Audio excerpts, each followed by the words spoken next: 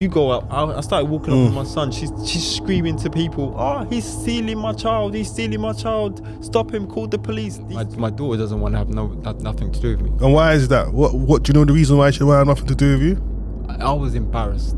What was you embarrassed of? Scared. Every man is scared. I'm scared. So I had to do what I had to do for my own mental. What do you feel by looking at yourself and reflecting what you have done wrong?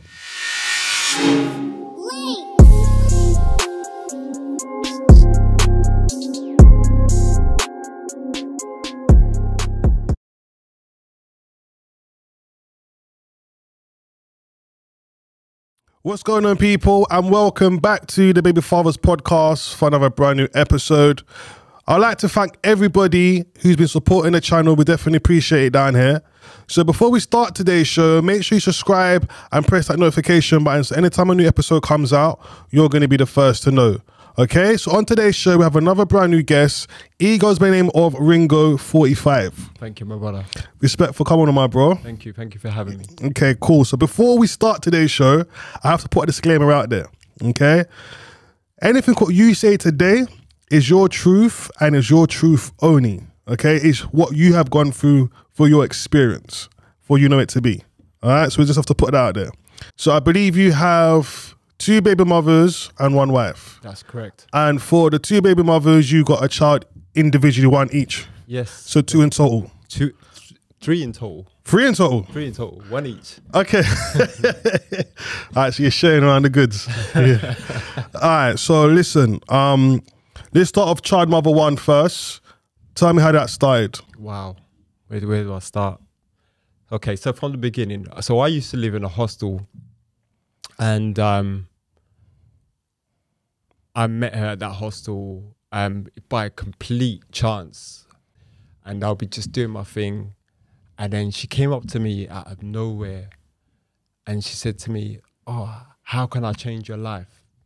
And I was like, "Raw, how can you change my life?" I was like, okay. But she started to show me about some business that she was doing, some pyramid scheme thing, which I wasn't really too pressed on because I already know about those type of things and I wasn't really interested.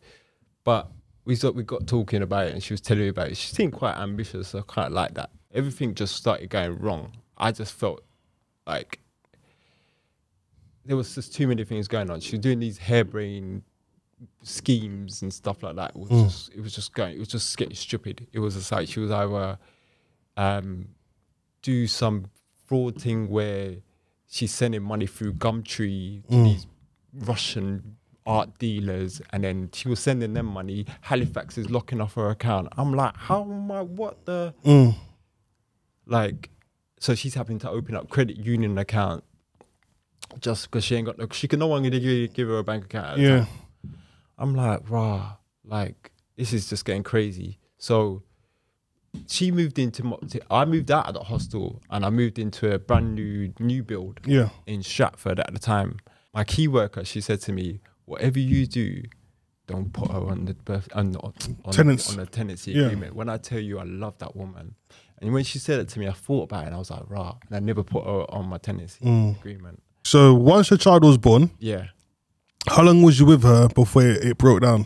So my daughter was 4 months old. Okay. From the time my daughter was born, and it looked like she was going through some serious postnatal depression. Okay. She didn't look good. I didn't know what to do.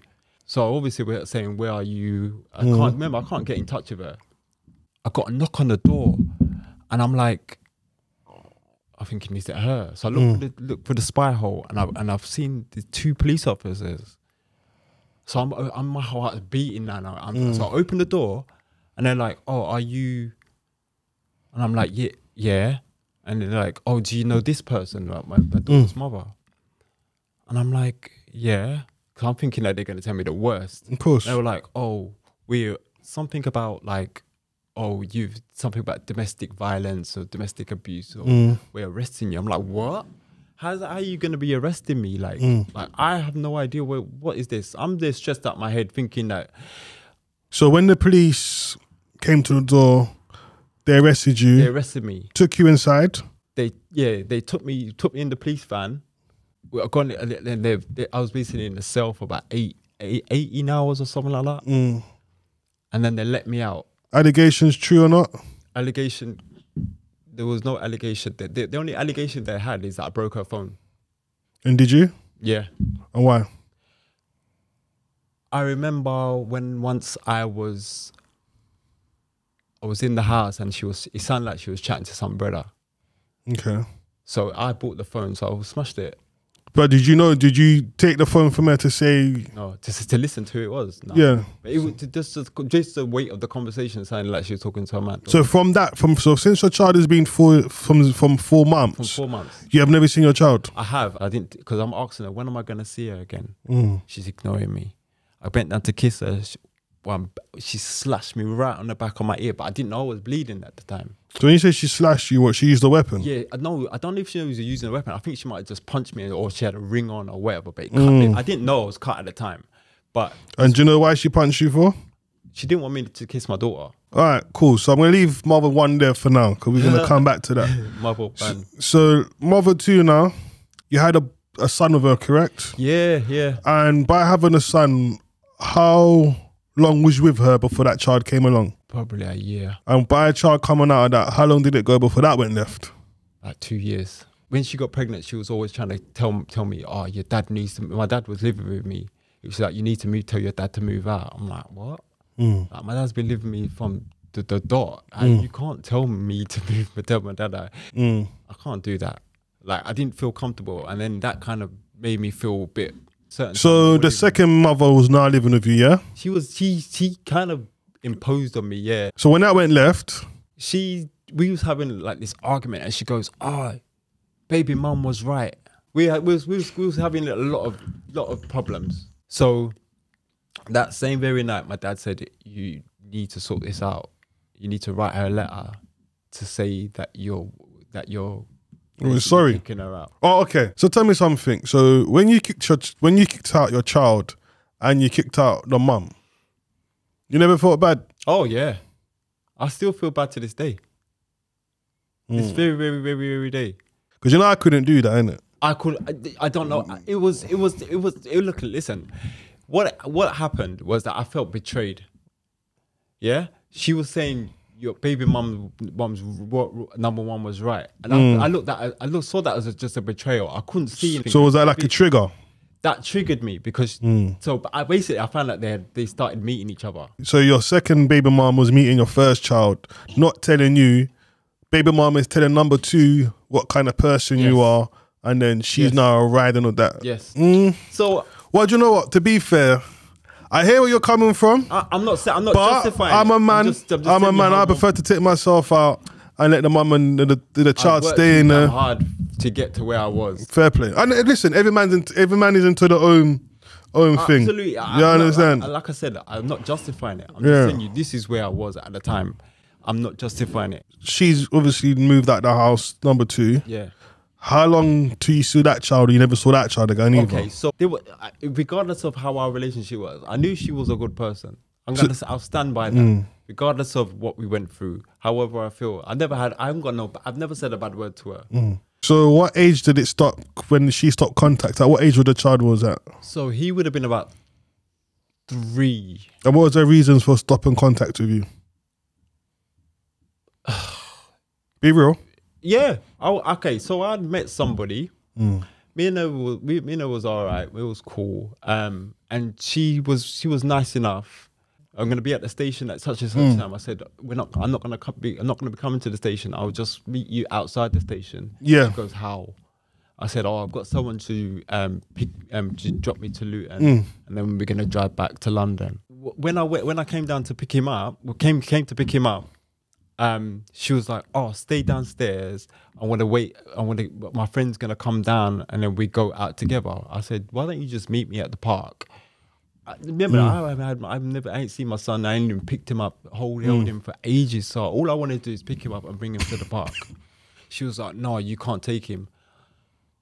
I said, listen, you go up. I started walking up with my son. She's screaming to people, oh, he's stealing my child. He's stealing my child. Stop him. Call the police. These 2 guys at the end of the road looking at me like, really, mate? I'm like, mate, don't even. So The last time you saw your child was when she was shouting out, saying, stop him, he's trying to steal my child. That was the last time. You're not seeing the first child from baby number one. Nope. Now, baby number two, you're not now seeing that child, but both of them still talk to each other. Yeah. From then, did they ever go to court? So I'd gone to the Stratford Magistrates Court to get my parental responsibility. They said, "Oh, are you on the birth certificate?" I said, "Yeah."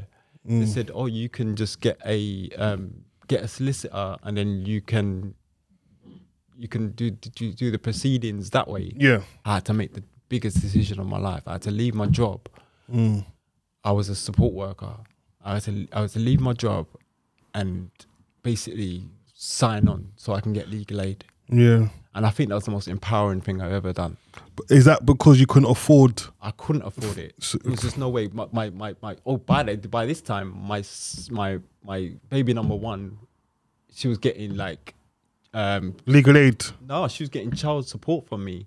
She was getting like £500 a month. Wow. And I was like, the hell, like I couldn't even pay my rent at this point. Like it was just getting mad. Like how do I live? Like how do I pay rent, council tax, and all these stuff? It's just not gonna work. By that happening, what happened after that? Went to court, and then by the time I get in there, we were in the court for like 10 minutes, and I'm out again. I'm like, what? Nothing's happened. Oh, we've adjourned this into this day. So it went on from February, and then it would be like, February until May, and then my baby number one, mother number one would say, it would put like all these things. Oh, he smokes weed. Drug test. I had to take that hair strand test. So they will cut out big chunks out of my head. So how many months was it getting adjourned for till it got to the main hearing? It went on for 9. I would say 9 years, but it was going on from 2010 to 2017. So that's 7 years. 7 years. Did it ever get to the stage of the final hearing? Yeah. Yes. And what was said in that? So I didn't go to the final hearing. Why not? Like I said, because they had all met together, my son and my daughter had met together. I looked at it like, well, in the beginning, it was about me trying to forge a relationship with my daughter again. And once I knew that my son by the time my son was born, me going to court was about my son now having contact with his daughter, with my daughter, with his sister. So that was all I was going to court for. It stopped being about me. So you chose not to go to court I chose not to go to once court. there was a final hearing. Yeah. Well, if they're seeing each other, I don't need to get. But you wouldn't. But would you not? Okay, I hear what you're trying to say. Yeah. But every child needs a father in their life. Oh man. So would you not think to yourself, even so they two are meeting together, you still need to be in both of these kids' life for order to give them that father figure and that father role to show them and to guide them and protect them? Yeah. So why would you not turn up to the final hearing? It was more out of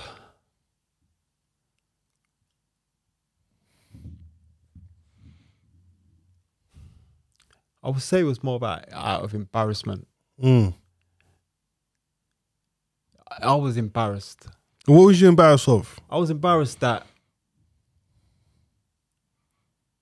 I've come this far and I'm having the person that would uplift me during me going to court for my daughter now being on the other side. It was heartbreaking to know that she was going to be testifying against me when. So let me ask you this question then, yeah? Because you say that you and your dad are very close. Yeah. How would you feel if your dad didn't show up to come and see you? How would you feel? Because you and your dad's got a good relationship. How would you feel? I feel kind of let down. So how do you think these kids are feeling? Oh, they must feel let down. I know they must feel let down. What is your relationship right now with both of your kids? Both of them. What's your relationship with them right now? I don't have one. By you not having a relationship with them, how do you think these kids feel? They feel let down. They would feel let down. Or they would... from what I know now, my daughter doesn't want to have nothing to do with me. And why is that? What do you know the reason why she won't have nothing to do with you? Yeah, she saw a TikTok video of me, which was taken completely out of context, and because of that, she doesn't want nothing. And what was you doing in this TikTok video? Closing the door. On who? Closing the door. Closing the door on my sister. I was leaving my mum's house. We was having a little argument. Okay. And you filmed it? She filmed it. Who filmed it? My sister. Your daughter's caught wind of this video? Yeah. Apparently went viral, apparently. Okay. And I'm just keeping it 100. My only problem with all of this, yeah, is sometimes behavior, what you display to your kids, it gives the fathers who are trying to do things for their fathers. It kind of like you're giving the dads a bad name for the behavior that you've created. And you allow these two kids to grow up without a father. Yeah. Right? Where one of the mothers, she was actually giving you access to see the child. Even still one mother wasn't. One mother was. So instead of you coming forward and saying to yourself, listen, I'm these kids' fathers and I'm going to do whatever it takes for me to be in their life. I feel like you just gave up because they've already seen each other. I didn't give up. But bro, hold on. You said, no, brother. Yeah. You said that the fact that they're together, right? The fact that they're together, you're quite happy to say, do you know what? I don't need to go to the final hearing. You gave up. The only accountability the only thing I can give you right now is the fact that you have a child with your wife, right? And it seems to me right now, everything you've done wrong in the past, you're now correcting this with your third child, which I can see, and I respect you for that. I respect you that you even took ownership for what you have done wrong, because there's still a lot of fathers out here who doesn't take no ownership. They just think they do everything and they don't do nothing wrong. True. Yeah? You've taken ownership of your behavior. But what I will say to you is, moving forward from today, I would recommend you, it's never too late to have that conversation with your kids to try and build the bridges back. Yeah? I know you're going to say, oh, it's going to be hard. And every man is scared. Every man is scared. I'm scared. So what is stopping you from having that relationship with your kids again?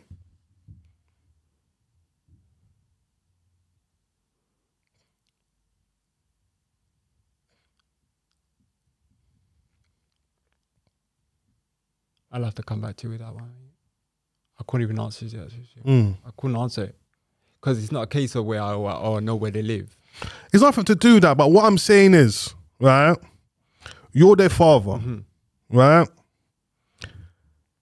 Fathers make mistakes. Every father's made a mistake. I even made mistakes. So I'm not sitting here because every father's made a mistake. I'm not saying I never made mistakes. I know I made mistakes. Yeah? But what I'm saying to you on a man-to-man thing, one is 14, one is 8. It's not too late to build a bridge back. What would you do to build this bridge back to get back into your kid's life? Brother, I've got all time I can sit here to hear what's the first thing that's going to come out your mouth. I'm talking to you on a man-to-man thing. Absolutely. Yeah, man.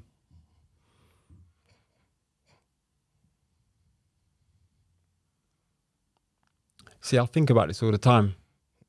Like, what would I do? I feel like I've done a lot. And then, okay, it kind of looks like, oh yeah, you just kind of, you more or less abandon them because now they're seeing each other. But I had to do what I had to do for my own mental. I understand that part. Because if I didn't, I was going, bro, I used to have to go on to do different courses, so different parental courses, DVIP. Like when I'm sitting around in a room full of different guys who are going through the exact same thing as me. After couple years after that, I'm hearing that 3 of them took their life, and I'm like, I went to one funeral out of all of them, and it wasn't the best thing in my life to see that. I was going through a lot of things that I went through. Like, I'm glad whoever was seeing this now, they'll say, oh yeah, I remember what he was going through, or they'll probably try and change it to what they were in their thing. There's the stuff that I haven't been able to. I want to do some self-reflecting with you. Yeah. All right. Please do. So, what do you feel by looking at yourself and reflecting? what you have done wrong? I personally, I take 100% of responsibility. 100% responsibility 100% responsibility of what? Of not channeling my own behavior and not understanding who I was as a man first and foremost. I didn't know who I was. I didn't know. If someone asked me who I was, I couldn't tell you. I want to go back to your childhood. Wow. Because it seems like there seems to be some trauma along the way for your behavior to what this seems to display and what's blocking you. Right? How was your childhood growing up between your mum and your dad to what you've been witnessing? Praises for. And what was the relationship between you and your mum when you got older? It was a bit strained. I would say borderline abusive. You was abusive to your mum? No, the other way around. She was abusive to you? Yeah, it was borderline abusive. Licks, I don't, if you want to call it licks, that I would call it a bit more. Like what are we saying here? Just normal. My mum gave me a lot, tried to show me discipline. I think her discipline was a bit too harsh certain time. But I give thanks for the responsibility that she taught me. Like, and how I had to conduct myself in a lot of different ways. There was things where if she didn't do what she did for me, I don't know where I would end up. So yeah, it was like, you name it. I was the oldest. I'm the oldest, obviously. So like I would have to look after my brother. The responsibility. I was given a responsibility from early age. So did you ever feel loved by your mum? Oh yeah, I did. I do. But at the same time, I also felt like a punching bag too. So you was confused. 1 minute you feel love, but then she's hitting you in a type of way that the discipline like that. The discipline was never more. hit my kids like that. But I get why she probably would have. I'm making excuses for my mum at this point. But it weren't nice. Like. So how many years was this abusive behaving before it got cut out? Before what got cut out? Your mum's got cut out? I had moved out my house from like I was about 18. So when you turned 18 is when you stopped getting abused. I'm done with this. As soon as I turned 18, I was like, mate, I'm good. Gone. So now that's been a problem with my brothers and sisters that I left. Because they're looking at me like, oh, you bastard, you just left us behind. Left us, and you haven't had a relationship with us. Mate, I had to get away. Was they also getting that same treatment as well? So it was only you was getting that treatment? Only me. I'm the oldest. My brother's 5 years younger than me. He never got that. Do you think she was doing it to try and make you like a man, or was it just... Nah. No. That's why I had to ask you what happened in your childhood to have this behavior, because no one doesn't act like this for the sake of it. There has to be a trigger or something's happened for this behavior to come out. You see what I'm trying to say to you? What I will say to you is, look into this camera here. Look into this camera. All right? Talk to daughter number one first. What would you like to say to her if she was watching this? I'm proud of you.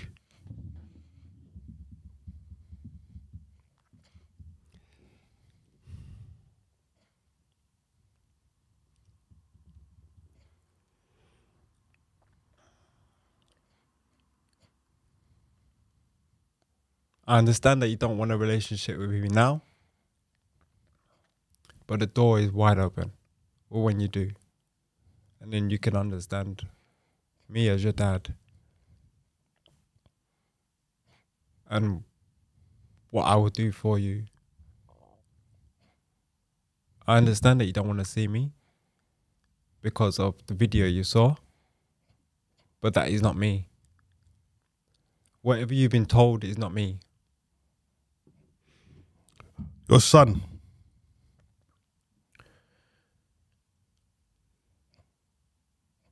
Daddy loves you. Regardless of anything, Daddy loves you. And it wasn't getting away from you. It was getting away from your mum.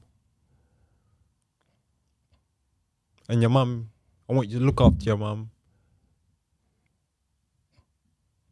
But again, my door is open anytime you're ready.